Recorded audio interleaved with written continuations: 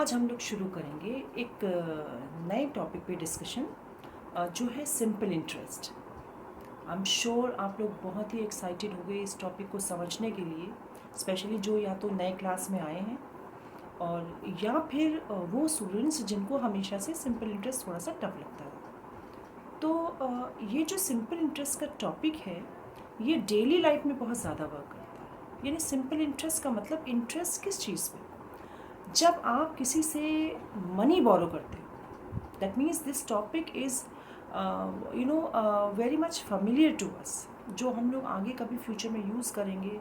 जब आप बड़े होगे तो आप लोगों को लोन लेना पड़ सकता है बैंक से, किसी पर्सन से आपको लोन लेना पड़ेगा या फिर आप किसी को लोन दोगे। तो अगर आप किसी से लोन लेते हो तो दो तरीके से लोन लिया जा सकता है, पैसा उधार लिया जा सकता है। एक तो है कि वो आपको, अगर आप लोन ले रहे हैं तो एक तो ये है कि आपको वो ओब्लाइज करेगा, यानी कि आप उससे पैसा लोगे लेकिन आपको उसके बदले में उसे कुछ देना नहीं पड़ेगा। और दूसरा ये है कि आप उससे पैसा लोगे और इसके एवज़ में आपको या तो कोई मनी देनी, या तो आपको कुछ कोई आर्टिकल देना पड़ेगा और या फिर आपको कुछ पैसा और देना पड़ेगा। जैसे कि आप, उसने ये कहा आपसे, आपने पहले जो मनी लेंडर है उससे कहा कि आप हमें 5000 रुपीज़ दीजिए और हम आपको इतने समय के बाद रिटर्न कर देंगे। तो उसने कहा ठीक है, क्योंकि वो आपका दोस्त था तो उसने आपसे ये कहा ठीक है अच्छा ले लो, जब तुम्हारी इच्छा करे तो तुम लौटा देना। तो आपने उससे 5000 रुपीज़ जो लिए थे वो आपने 2 साल के बाद, 4 साल के बाद, 6 साल के बाद आपने उसको रिटर्न कर दिए बिना कोई और एक्स्ट्रा पैसा दिए हुए। दूसरा केस था जो कि पब्लिक डीलिंग में ज़्यादा चलता है, वो ये है कि आपने उससे रुपए लिए, उसने आपको दे भी दिए, लेकिन उसने ये कहा कि भाई इसके बदले में हमें आप क्या दोगे? तो आपने कहा अच्छा ठीक है, 5% के हिसाब से हम आपको, जितना टाइम भी इस पैसे को रखते हैं तो हम आपको 5% के हिसाब से ये पैसा रिटर्न करेंगे। यानी कि 5000 पे आप जब कभी भी उसको ये पैसा रिटर्न करोगे तो 5000 तो आप उसको रिटर्न करोगे ही करोगे। इसके साथ में आप उसको 5000 पर 5% के हिसाब से इंटरेस्ट भी पे करोगे। यानी एक्स्ट्रा वो जो मनी हो जाएगी वो क्या होती है? Cost of borrowing. जैसे कहते हैं ना हर चीज़ की कीमत होती है, उसी तरह से जब आपने उससे पैसा लिया तो उसके एवज में आपने उसको 5000 दिए, रिटर्न जो मनी थी आपकी, और आपने उसको 5% इंटरेस्ट के साथ कुछ और पैसा दिया। ठीक है, इस तरह से आपने 5% के हिसाब से कैलकुलेट किया। अब जो ये 5% आ रहा है, ये इसको कैलकुलेट करते हैं, बिल्कुल इसका मेथड क्या होता है, जो परसेंटेज हमारा लेसन था उससे करते हैं, लेकिन यहाँ पे इन्होंने क्या है, दोनों चीज़ों को कंबाइन कर दिया, परसेंटेज प्लस इंटरेस्ट दोनों को कंबाइन करके जो फॉर्मूला बताया उन्होंने, उस फॉर्मूले को आज हम डिस्कस करेंगे कि कैसे क्विकली हम लोग जल्दी से क्वेश्चन को समझ के, बात क्या है, तुरंत आपको क्वेश्चन को समझना है, इमीडिएटली आपको कुछ फ्रैक्शंस ऑफ सेकेंड्स में आपको कैलकुलेट करना है। जल्दी सबसे बड़ी क्या है, जल्दी आपको कैलकुलेट करना है और सही कैलकुलेट करना है और आपको अपना आंसर प्रोड्यूस करना है। ठीक है, तो इसको हम लोग देखेंगे। यानी कि पहले आपको कॉन्सेप्ट समझना पड़ेगा, उसके बाद आपको ज़्यादा से ज़्यादा क्वेश्चंस करने हैं उसी कॉन्सेप्ट के बेस पर, जिससे कि आपका जो कॉन्सेप्ट है एकदम कॉन्क्रीट हो जाए, और उसके बाद थोड़े इजी, थोड़े टफ और बहुत से टफ कॉम्प्लिकेटेड क्वेश्चंस सब आप कर पाओगे। तो अब हम लोग इसको देखने जा रहे हैं। ठीक है, तो लेट्स स्टार्ट। अब हम शुरू करेंगे सिंपल इंटरेस्ट से रिलेटेड सम्स। ओके, तो सबसे पहला पॉइंट जो है वो हमें ये पता करना पड़ेगा, किसी भी सम में जब हमें कोई वर्ड प्रॉब्लम मिलेगी तो ये पता करना पड़ेगा कि इसमें प्रिंसिपल, यानी कि हमने जो पैसा किसी को दिया है लोन, वो कितना है, उसको प्रिंसिपल बोलेंगे। और उसके बाद हमने उसको किस इंटरेस्ट पे दिया, ये हम लोगों ने पहले डिस्कस कर लिया है कि अगर हमने आपको 2000 रुपये दिए हैं तो भाई हर महीने, हर साल ये रेट ऑफ इंटरेस्ट होगा। यानी कि हर महीने आपको हमको अपने जितना भी आपने पैसा हमने आपको दिया है उस पर आप हमको 5% का इंटरेस्ट देंगे, ठीक है। और इसके बाद कितने टाइम के लिए हमने पैसा दिया है, जिसको भी लोन दिया है। तो इस तरह से अगर हमने किसी भी व्यक्ति को, किसी भी पर्सन को, if we have given a certain amount, तो कितना सिंपल इंटरेस्ट निकलेगा ये हम इजीली कैलकुलेट कर सकते हैं इस फॉर्मूले से। और क्या फॉर्मूला है, देखो यहाँ SI यानी कि सिंपल इंटरेस्ट कैलकुलेट करेंगे is equal to principal, short form है प्रिंसिपल का P into rate of interest का R और टाइम का T अपॉन 100। तो ये हो गया सिंपल इंटरेस्ट का फॉर्मूला। अब आप पहले काउंट कर लो यहाँ पे क्या है, इसमें कितनी क्वांटिटीज़ हैं, एक ये हो गई SI, एक ये वेरिएबल, दूसरा P, तीसरा R और T। 4 वेरिएबल्स हैं जिनमें से आपको 3 वो देंगे ही देंगे क्वेश्चन में, और 4th आपको फाइंड आउट करना है।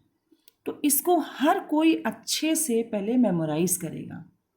अब हम लोग इस पे बेस्ड, और मेमोराइज कैसे करेंगे, क्वेश्चंस को सॉल्व करेंगे। और क्वेश्चन को जब सॉल्व करेंगे ना, आप देखेंगे कि कैसे ऑटोमेटिकली आपको ये फॉर्मूला जो है वो अच्छे से लर्न हो गया, और आप बहुत इजीली इसमें वैल्यू सब्स्टिट्यूट करके उसका कोई भी वेरिएबल, चाहे SI की वैल्यू आप निकाल पाएंगे, SI दिया हो तो P की निकाल पाएंगे प्रिंसिपल की, और बाकी सब दिया हो, रेट ना दिया हो तो रेट इंटरेस्ट निकाल सकते हैं। इस तरह से आप कर सकते हो।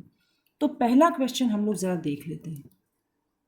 जो फर्स्ट क्वेश्चन आ रहा है वो ये है, इसमें आप पहले देखो, calculate the simple interest on ₹2500। तो यहाँ पे क्या हो गया, P प्रिंसिपल कितना हो गया, प्रिंसिपल हो गया 2500, और रेट ऑफ इंटरेस्ट कितना हो गया, R इसमें दिया हुआ है यहाँ पे 10%। और सबसे इम्पोर्टेंट बात जो अभी देखो वो दिया हुआ है, रेट जो है उसकी यूनिट क्या दी हुई है, पर एनम, यानी कि हर साल, हर साल। और कितने टाइम तक की दिया हुआ है, 2 ईयर्स के लिए। तो टाइम हो गया 2 ईयर्स, ऐसे करके आप शॉर्ट में लिख सकते हैं।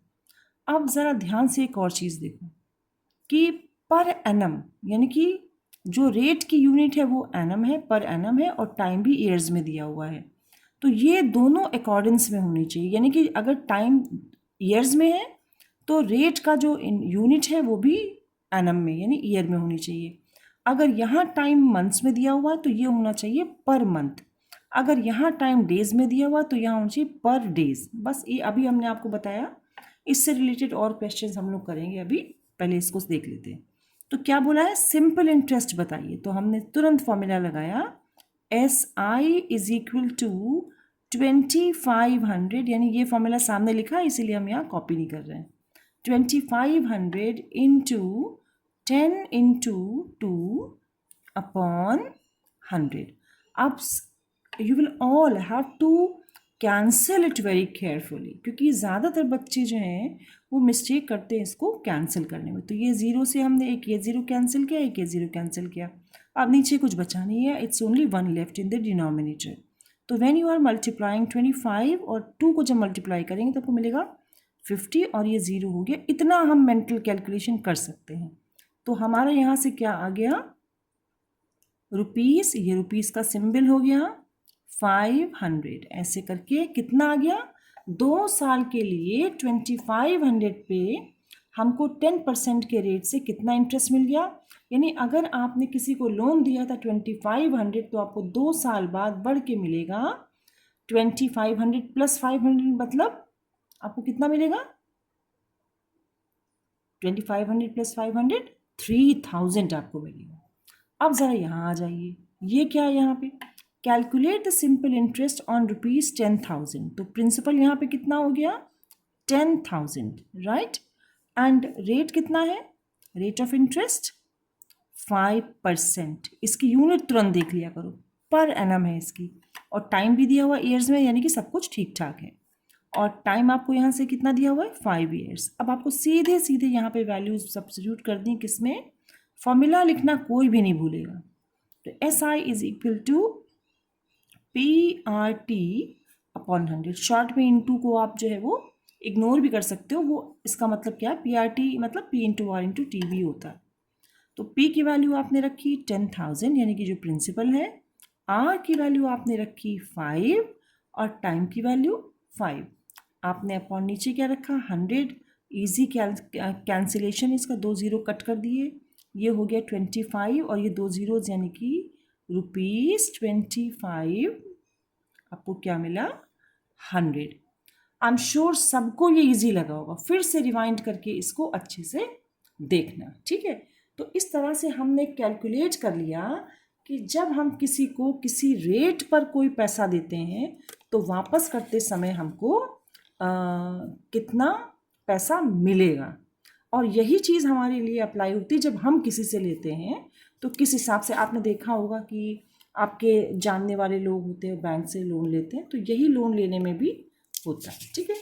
अब जब ये कर लिया, इसके बाद हम लोग आ जाते हैं एक और चीज़ जो अभी हम आपको समझा रहे थे, वो चीज़ ज़रा और ध्यान से समझ लो पहले। वो क्या था, जब भी हमने रेट ऑफ इंटरेस्ट की, ये पहले पेपर में देखो जब हमने रेट ऑफ इंटरेस्ट की आपसे बात कही थी, तो हम बार बार आपसे ये कह रहे थे कि जो टाइम दिया हुआ है, टाइम की यूनिट और रेट की यूनिट दोनों अकॉर्डेंस में होनी चाहिए। वही चीज़ यहाँ पे आ रही है। देखो यूनिट्स ऑफ रेट क्या क्या हो सकती हैं। पर एनम हो सकती है, यानी कि आप किसी से रेट ले सकते हो कि भाई हमें हर साल इतना पैसा चाहिए, जितना भी पैसा हमने आपको दिया है उसका इस रेट पे हमें चाहिए, कितने साल का इतना रेट लगेगा। वो बोल आप किसी से ये भी कह सकते हो भाई हमें पर मंथ का, अगर हमने 2 साल के लिए आपको कोई अमाउंट दी है तो पर मंथ के हिसाब से रेट लगेगा, यानी कि अगर 2 साल में 24 मंथ्स हैं तो आपको हर मंथ के हिसाब से इतना पैसा देना पड़ेगा, तो वो पर मंथ का रेट हो गया। सेमी एनुअली का मतलब होता है every 6 month, like this is per annum हर साल, और दिस इज सेमी एनुअली मतलब हाफ ईयरली, हाफ ईयरली यानी कि हर 6 महीने पे इतना पैसा आपको देना पड़ेगा। अब हम लोग क्वेश्चंस फिर से कर लेते हैं, देखो ज़रा यहाँ पे फाइंड इंटरेस्ट, वही बात है। तो प्रिंसिपल क्या है आपका, आप पहचानिए, प्रिंसिपल इसमें है 2000, तो आपने लिखा ₹2000, ठीक है। इसके बाद टाइम ज़रा यहाँ देखो क्या है, टाइम आपको यहाँ पे दिया हुआ है 8 मंथ्स, टाइम आपको दिया हुआ है 8 मंथ्स, लेकिन एक यहाँ गड़बड़ हो गई, वो क्या है, आपको रेट जो दिया हुआ है वो 12% पर ईयर दिया हुआ है। तो रेट अगर, क्योंकि 12% पर ईयर या पर एनम एक ही बात होती है, तो क्योंकि ये पर ईयर दिया हुआ है इसलिए आपको इस टाइम की यूनिट को चेंज करके पर ईयर में कन्वर्ट कर लेना है। और आप जानते हो 8 मंथ्स को ईयर्स में कन्वर्ट करने के लिए आपको मंथ्स को जब 12 से डिवाइड कर दोगे तो वो आपका टाइम आ जाता है ईयर्स में। तो इसको ज़रा हम लोग सिंप्लीफाई करेंगे तो ये हो जाएगा 4 2 ज़ा 8 एंड 4 3 ज़ा 12। तो यहाँ से ये हो जाएगा आपका 2/3 ईयर्स, राइट।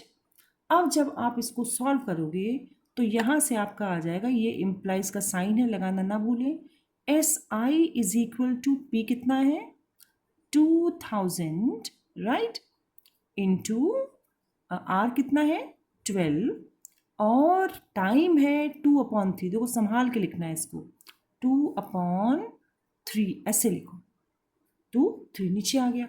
यहाँ पे फॉर्मूले का जो हमारा इंपॉर्टेंट पार्ट था अपॉन 100, अगर आप भूल गए तो मैं फिर से यहाँ लिख देती हूँ, SI is equal to PRT upon 100, ये अब किसी को भी भूलना नहीं है। अब यहाँ से देखो ये 2 ज़ीरो कैंसिल हो रहे हैं इस 2 ज़ीरो से, और ये 3 कैंसिल कर रहा है इस 12 को फोर्स करके, तो ये क्या हो गया, मल्टीप्लाई करो, 4 2 ज़ा 8 2 ज़ा 16, तो ये आंसर आपका आ जाएगा 16, और साथ में ज़ीरो भाई देखो कितने बचे हुए हैं, ज़ीरो, अरे ओके ठीक है इतना ही बचा है खाली, 4 2 ज़ा 8 2 ज़ा 16 और एक ही ज़ीरो बचा हुआ था और नीचे सब कुछ कैंसिल हो गया था।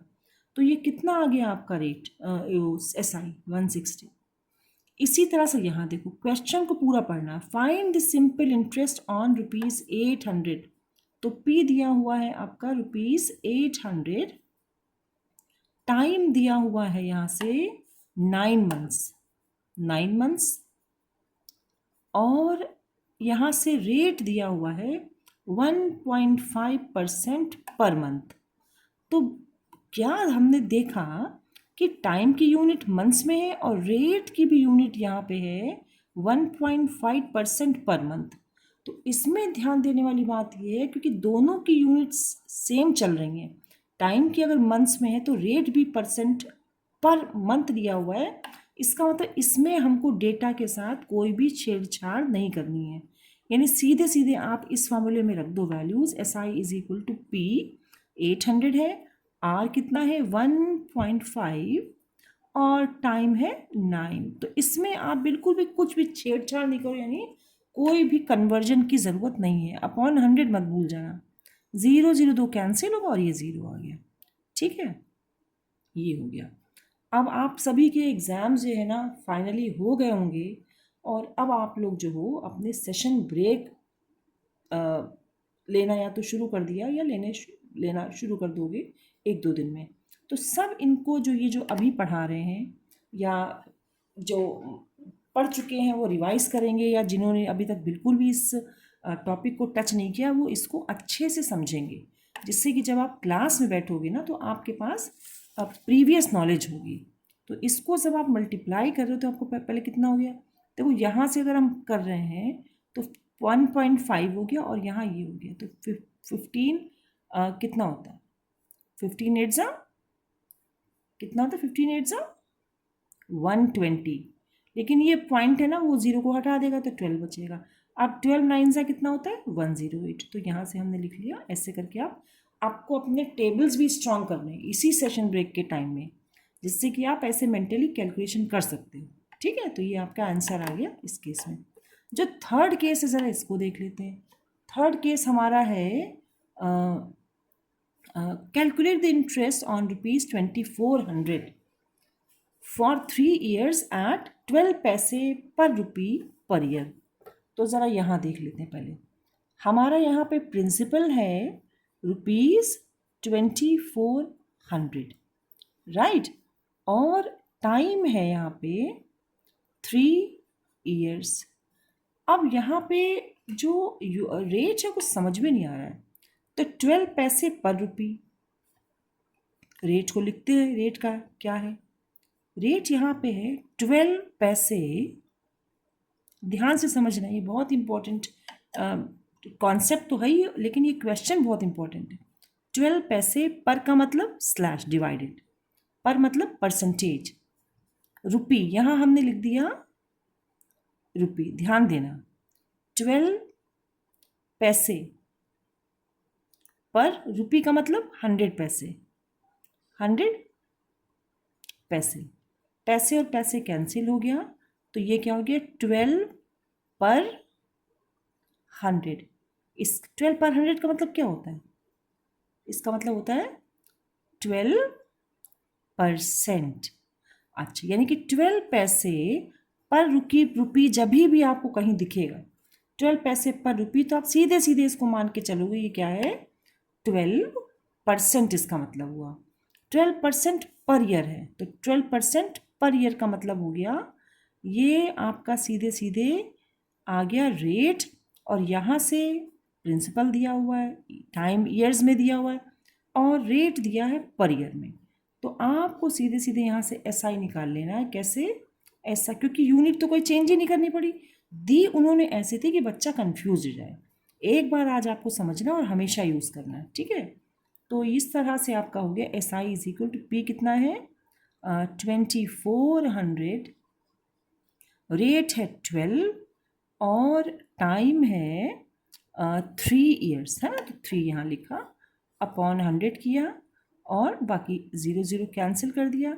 आपका आंसर यहाँ से आ गया देखो यहाँ से हम मल्टीप्लाई 20 ऐसे कर लो 24 3 सा हमको मालूम है 72 होता है, और ये 1 2 लिखा। ठीक है, अब हमको 12 का टेबल तो मालूम ही है, 12 2 ज़ा 24 यानी कि 4 हो गया, एंड 12 7 ज़ा होता है 84 एंड 86, ये आ जाएगा। ठीक है, ये आपका आ जाएगा सिंपल इंटरेस्ट।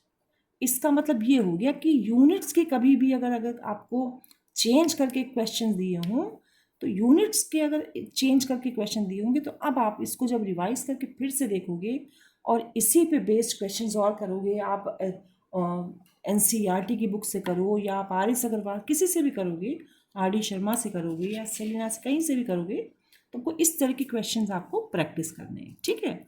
अच्छा, अब इसके बाद हम लोग आ जाते हैं, अब थोड़ा सा हमने SI को क्या कर दिया है, कॉम्प्लिकेटेड कर दिया है। मतलब अब आपको जो है यहाँ देखो, पहले पढ़ते हैं सबको। फाइंड SI यानी कि सिंपल इंटरेस्ट ऑन ₹6,000, तो ये क्या दिया हुआ है, प्रिंसिपल, फ्रॉम जुलाई 12 टू दिसंबर 5। ये क्या कर दिया इन्होंने, दिन दे दिए हैं और साथ में टाइम क्लियर दिया नहीं हुआ है कि 2 मंथ्स या 2 ईयर्स, ऐसा कुछ दिया नहीं हुआ। ये तो फिर भी ठीक है 10%, लेकिन इसमें भी पर एनम दिया हुआ। देखो शॉर्ट फॉर्म में हमने इसलिए लिखा है जिसे आप भी अक्वेंटेड हो कि कभी भी P.A. अगर दिया हो तो इसका मतलब होता है पर एनम, यानी कि पर ईयर। तो यहाँ रेट ऑफ इंटरेस्ट तो दिया हुआ पर ईयर, और यहाँ पे टाइम जो दे दिया उन्होंने, एक टाइम पीरियड दिया है। यानी आप ही कैलकुलेट करो कि कितने दिन हैं, और आप ही ये कैलकुलेट करो कि ये जो है वो दिन को हमें किस यूनिट में कन्वर्ट करना है। तो इसका आप सबसे पहले मेथड समझ लो। सबसे पहले तो आप आ जाओ, इसमें सारे मंथ्स आपको लिख लेने हैं। आपको पहली बार टाइम लगेगा, उसके बाद नहीं लगेगा। जुलाई, फिर ये हो गया अगस्त, ऐसे करो, जुलाई प्लस अगस्त प्लस, ध्यान से देखना, सितंबर प्लस अक्टूबर प्लस नवंबर और प्लस ये आगे यहाँ से दिसंबर। इसको बहुत अच्छे से समझना, क्योंकि आपका ये जो है ना, ये जो भी समझा रहे हैं ये फाउंडेशन है।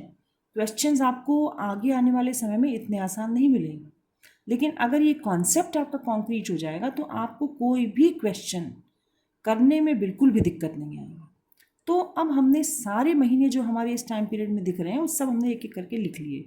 अब यहाँ पे एक पहले तो गोल्डन रूल समझ लो इसमें डेज को काउंट करने का, कि आपको अगर जुलाई 12 दिया हुआ है और यहाँ पे दिसंबर 5 दिया है, तो आपको कोई भी एक तरफ से इंक्लूड करना है डे और कोई एक तरफ से एक्सक्लूड कर लेना है।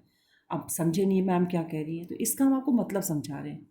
अगर उन्होंने कहा है कि जुलाई 12 यानी कि 12 जुलाई, तो जुलाई में हमारे होते हैं कितने दिन, 31 डेज होते हैं जुलाई में, ठीक है 31। तो आप अपनी एक हैबिट बना लो कि हम क्या काउंट करेंगे, किधर को, जुलाई को इंक्लूड करेंगे कि दिसंबर 5 को इंक्लूड करेंगे। दोनों में से जो इसका जो लिमिट है जुलाई 12 से लेकर के दिसंबर 5 तक है। अगर सपोज करो हम ये जो है वो जुलाई का अगर ये मंथ है और जुलाई में ये 12 जुलाई को हमने हटा दिया, तो हमारे पास कितने दिन बचेंगे, कितने दिन। अगर ये 12 है, आप 31 से जब 12 को सब्ट्रैक्ट करते हो तो आपका आ रहा है सीधे सीधे 19। आप काउंट करके देख भी सकते हो, इन दोनों को मिला करके 31 डेज बनते हैं। लेकिन अगर हम जुलाई के 12 डेज को निकाल देंगे तो हमारे पास उन्होंने कहा है जो फ्रॉम जुलाई 12, तो इनके हिसाब से जुलाई 12 इंक्लूड होना चाहिए। तो इसमें क्या रूल है कि आप, और यहाँ पे ये भी कह रहे हैं कि 2 दिसंबर 5, तो दिसंबर 5 का तो ये हो गया कि सीधे सीधे 1 दिसंबर से 5 दिसंबर तक सिर्फ 5 डेज होते हैं। तो इसमें मेथड ये फॉलो कर लो कि जब जुलाई यानी कि जो फर्स्ट मंथ होगा उसमें जो पहला दिन इन्होंने जिसको इंक्लूड करने के लिए कहा है उसको हटा दो। तो हमने 12 तक की हटा दिया और अब हमारे पास बचे कितने हैं, 19 डेज, ठीक है। ये यानी कि जो पहली लिमिट है उसको एक्सक्लूड कर दो। अगर 12 दिया है तो 12 डेज हटा दो। अगर यहाँ पे 26 अगर बोला होता 26 जुलाई, तो आप 26 डेज को हटा देते, आपके पास बचते सिर्फ 5 डेज। ये बात हमें लगता है सबको क्लियर हो गई होगी। अगस्त में आप जानते क्योंकि पूरा का पूरा अगस्त है तो 31 डेज होते हैं। कुछ बच्चे ये भी भूल जाते हैं कि अगस्त में डेज कितने होते हैं। सितंबर में 30 होते हैं क्योंकि फुल सितंबर आ रहा है। अक्टूबर में 31 डेज होते हैं क्योंकि फुल आ रहा है। नवंबर भी पूरा का पूरा कवर हो रहा है तो 30 डेज होते हैं। और दिसंबर में उन्होंने कहा 2 दिसंबर 5, तो यानी कि दिसंबर में हो रहे हैं आपके 5 डेज। अब आप इनको बहुत ही केयरफुली काउंट करेंगे, टोटल करेंगे। तो 19 को तो अभी हम चुपचाप से ऐसे ही लिखे दे रहे हैं क्योंकि मेरा फोकस जो है वो अभी 231 को हम मिला लें, क्योंकि वो हम आसानी से कर लेंगे मल्टीप्लाई बाई 2। तो 2 1 ज़ा 2 हो गया, 2 3 ज़ा 6 हो गया। ऐसे ही आप भी करना। और यहाँ से ये 230 ले लें तो ये हो जाएगा सीधे सीधे 60 हो गया। और एक ये हमारा हो गया 5। अब और मतलब कह रही जितना बड़ा डेटा था अब थोड़ा कम हो गया। अब इसको ज़रा और आप ऐड करो। तो जब आप इस सबको ऐड कर लोगे तो आपका आता क्या है। अब आप ये देखो पहले, आप पहले मेंटली कैलकुलेट कर लो, उसके बाद फिर हम आपको बताएंगे कि इसका आंसर क्या आएगा। I am sure everybody is calculating. ठीक है, चलो अब देखते हैं। तो यहाँ से आप 19 और 5 कितना हो गया, 24 हो गया। इसको ऐड करो तो 2 हो गया, और 6 और 6 कितना हो गया, 120, 12 हो गया नहीं 122 हो गया। अब आप इसको फिर से ऐड करो तो कितना आया, 4 और 2 6 आ गया, एंड 2 और 2 4 हो गया, और ये हो गया। यानी कि कितने डेज आ गए आपके, इतने डेज आ गए। ठीक है। अब दूसरा एक बड़ा सवाल आ रहा है। दूसरा बड़ा सवाल ये आ रहा है कि भाई रेट तो पर ईयर में दिया हो और हमारे पास डेज आ गए। तो अब हम लोग क्या करेंगे, सबसे पहले डेज को कन्वर्ट करेंगे ईयर्स में। तो उसके लिए क्या करेंगे, इज इक्वल टू 146। एक साल में कितने डेज होते हैं, 365। यानी कि इतने डेज को अगर आप 365 से डिवाइड कर दोगे तो आपका टाइम कन्वर्ट हो गया ईयर्स में। तो यानी अगर आप ये सम या तो कर रहे हो और या फिर आप ये सम समझ रहे हो, तो इसका सीधा सीधा सा मतलब ये निकल रहा है कि अब आप एडवांस लेवल पे पहुंच गए हो और अब आप कॉन्फिडेंस थोड़ा सा और लेके आ रहे हो। इससे घबराने की ज़रूरत नहीं है, बिल्कुल ये मत सोचना कि अरे अब मैं कैसे कर पाऊंगा। ठीक है, तो ये आपका आ गया। अब हम लोग यहाँ कैलकुलेट करना शुरू करते हैं। तो एस आई हमारा यहाँ से निकल के आएगा, पी कितना है, 6000। ठीक है, 6000 आराम से लिखो बिल्कुल। और आर है 10%, तो हमने लिखा 10। और ये हो गया हमारा 146 अपॉन 365। बिल्कुल कोई दिक्कत नहीं, 365। और यहाँ पे एक 100 हमारा पहले से ही रहता था। तो ये 2 जीरो जो हैं वो हमारे इन 2 जीरो से कैंसिल हो जाएंगे। अब ये तो आप बचपन से जानते होगे, जब बहुत छोटे होगे, जब आपने मल्टीप्लिकेशन शुरू किया होगा कि डिविजिबिलिटी टेस्ट में, कि नंबर में 5 है तो इसका मतलब ये 5 से कैंसिल हो जाएगी। तो हम 5 से शुरू करते हैं। 5 7 ज़ा 35 और 1 आया तो 5 3 सा हो गया। ठीक है, ये कैंसिल किया। यहाँ से आप 5 2 ज़ा 10 कर दो। अब ज़रा इसको देखो, ये है 73। तो 73 जब हम इसको देख रहे हैं तो अगर हम इसको 2 से मल्टीप्लाई करेंगे तो 2, इसको देखें 2 से अगर मल्टीप्लाई करोगे 2 3 ज़ा 6 हो गया, 2 7 ज़ा 14 हो गया। यानी आप ये सोच रहे हो कि मैम आपने तो कर लिया, हम कैसे कर पाएंगे। तो जब आप इस तरह के सम करोगे तो आप याद कर रखना कि सिंपल इंटरेस्ट या आगे वाले टाइम में जब आप कंपाउंड इंटरेस्ट करोगे तो 146 या कुछ और भी नंबर्स अगर आपके आते हैं ऐसे कैलकुलेशन में, तो आपकी धीमे धीमे आदत पड़ जाएगी कि जैसे ही आप 146 को देखोगे तो तुरंत आपके दिमाग में आ जाएगा कि हाँ भाई ये तो हमारा आसानी से कैंसिल होने वाला कैलकुलेशन है। इसीलिए हमने भी आपसे कहा था कि आपको परेशान होने की ज़रूरत नहीं। अगर कोई और नंबर ऑफ डेज आ जाता तो परेशान होने की ज़रूरत थी। ठीक है, तो यहाँ आपने क्या किया, 73 1 ज़ा 73 कर दिया, और 73 2 ज़ा ये पूरा पूरा कैंसिल, यानी नीचे का हिसाब किताब अब ख़त्म हो गया। तो 6 2 ज़ा 12 2 ज़ा 24, कितना आंसर आ गया, 24। एक ज़ीरो भी यहाँ पे बचा हुआ। ठीक है, तो ये हो गया आपका आसान सा सॉल्यूशन। अच्छे से इसको समझ लेना। ठीक है, तो इस तरह से आपको ये करना है। अब ये क्वेश्चन आप इसका स्क्रीनशॉट ले लो। ये क्वेश्चन आपको अपने आप करना है और हम आपसे जब नेक्स्ट टाइम मिलेंगे तो हम इस क्वेश्चन को आपके लिए सॉल्व करेंगे और तब आपको इसका आंसर टैली करना है। ठीक है, अब नेक्स्ट टाइम जब हम आपसे मिलते हैं तो हम सिंपल इंटरेस्ट में ही उसी से रिलेटेड हम आपको कुछ और क्वांटिटीज़ बताएंगे जो उसी फॉर्मूले का ही पार्ट है। जैसे कि अगर आप सपोज़ करो, अगर आपने जो ये फॉर्मूला सिंपल इंटरेस्ट का पहले वाला फॉर्मूला देखा था, जो कि ये फॉर्मूला है, इसमें अभी तक आप पूरे जितने भी सम्स किए उसमें आपने सिर्फ सिंपल इंटरेस्ट निकाला है।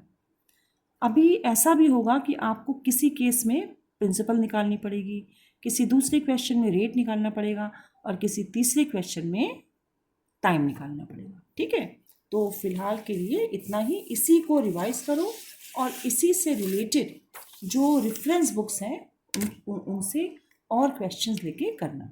ठीक है, और अच्छे से रहना, फ्रूट्स आप ज़रूर खाएंगे और प्रॉपर स्लीप लेंगे। ठीक है, गुड बाय ऑल।